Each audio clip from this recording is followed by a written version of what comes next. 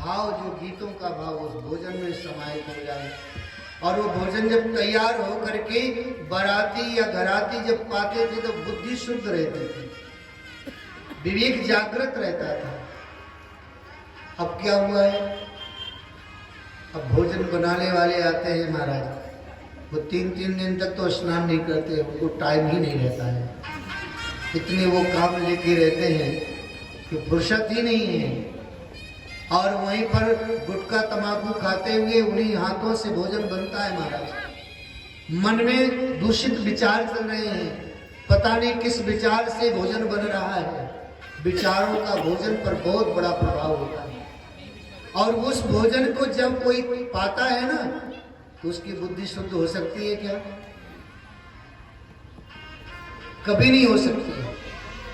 पहले का नियम था शादी ब्याह में कि नाचने वाली बाहर से आती थी, भोजन बनाने वाली माताएं घर की होती थी। अब भोजन बनाने वाले बाहर से आते, नाचने वाले घर के होते। कितना अंतर हो गया। पहले नाचने वाली बाहर से आते, भोजन बनाने वाली घर से। अब क्या हो गया है,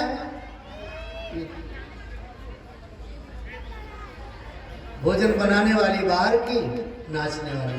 कितना माने मर्यादा का कितना ह्रास हुआ है, कितना परिवर्तन हुआ है। शायद ये दुख का कारण, संकट का कारण यही है। मर्यादा से हट करके जब भी चलेंगे तभी संकट आएगा।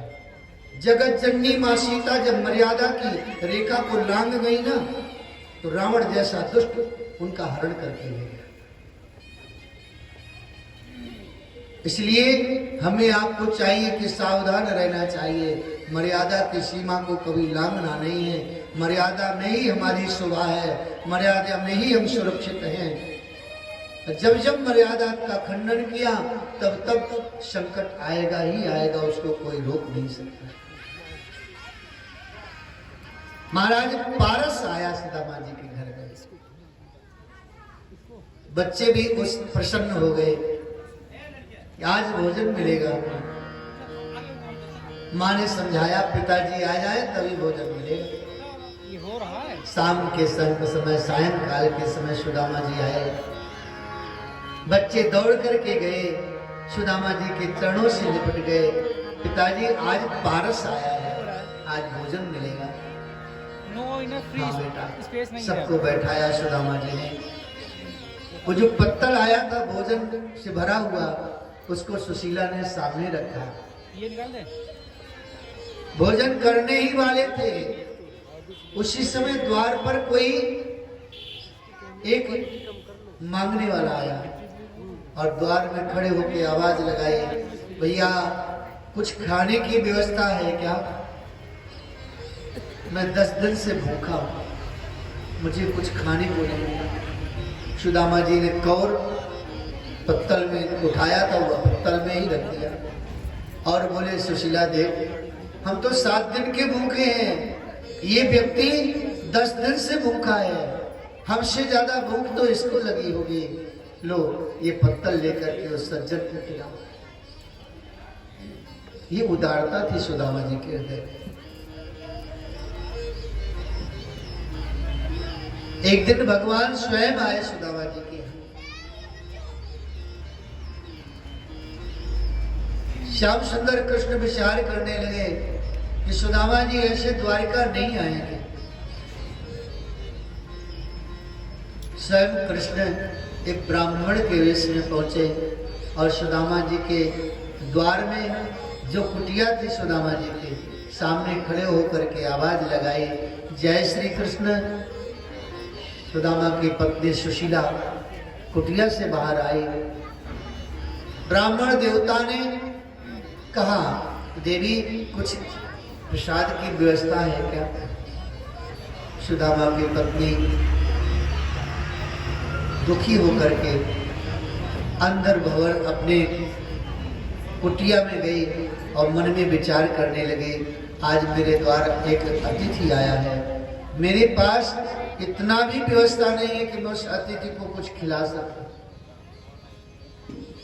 एक गिलास में जल लिया तुलसी दल डाला, ठाकुर जी को अर्पण किया। वो एक गिलास जल लेकर के सुशीला ब्राह्मण देवता के पास गई, हाथ में जल दिया, बोले महाराज इसी को पी करके काम चला लीजिए, इसके बाद आप भोजन की बात मत करिएगा। क्यों? सुशीला ने कहा मेरे यहां सूतक लगा हुआ है। सूतक लगा है? कितने दिन का सूतक है? सुशीला ने कहा महाराज मेरे यहां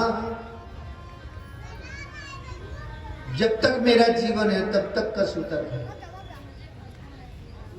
ब्राह्मण देवता ने कहा कि ऐसा कौन सा पुत्र जन्म लिया है? सुशीला ने कहा मेरे यहाँ दरिद्र नाम का बालक जन्म लिया है। वो दरिद्र बालक जब तक मेरे यहाँ है तब तक मेरे यहाँ कुछ नहीं रह सकता। भगवान को बहुत करुणा आई और भगवान ने कहा सुशीला एक बात बताओ देवी, तुम्हें कुछ पता है? हम द्वारका गए थे और द्वारका से ही आ रहे हैं। द्वारकाधीश कृष्ण ने हमसे एक बात कही है कि अगर ब्राह्मण सुदामा मिल जाए तो उन्हें एक बार द्वारका भेज दीजिए, बहुत दिन हो गए मिले नहीं। इतना कह के ब्राह्मण देवता तो चले गए। सुशीला सुदामा महाराज जी की प्रतीक्षा में है। आज सायंकाल के समय जब सुदामा जी आए, सुशीला ने चरण धुले, हाथ जोड़ करके कहा आप एक बार द्वारिका चले जाइए। आज ब्राह्मण देवता ने कहा है कि श्याम सुंदर कृष्ण आपको याद कर रहे हैं। सुदामा जी ने कहा देख सुशीला मैं गरीब हूं, मेरी गरीबी जैसे संसार में किसी के पास गरीबी नहीं है। संसार का सबसे गरीब व्यक्ति मैं हूं और सबसे धनवान व्यक्ति कृष्ण है। मैं अगर इस गरीबी को लेकर उनके पास जाऊंगा तो श्याम सुंदर कृष्ण तो कुछ नहीं सोचेंगे, लेकिन उनके जो भी सेवक गण है ना वो जरूर सोचेंगे कि ब्राह्मण कुछ मांगने आया है। स्वाभिमान व्यक्ति को कभी खोना नहीं चाहिए, अभिमान नहीं करना चाहिए, लेकिन स्वाभिमान का कभी त्याग भी नहीं करना चाहिए। सुशीला अगर वह कृष्ण संसार का सबसे धनवान व्यक्ति है तो मैं भी संसार का सबसे गरीब व्यक्ति हूं। उसको अमीरी पर अगर ज्यादा नाज है तो मुझे भी अपनी गरीबी पर नाज है। मैं किसी के सामने भीख नहीं मांग सकता, हाथ नहीं फैलाऊंगा। और क्या चाहिए सुशीला? रात दिन गोविंद का नाम जपता हूं, खूब स्मरण होता है, भजन होता है, इससे बड़ा और क्या चाहिए? हरि भज लो, हरि भज लो,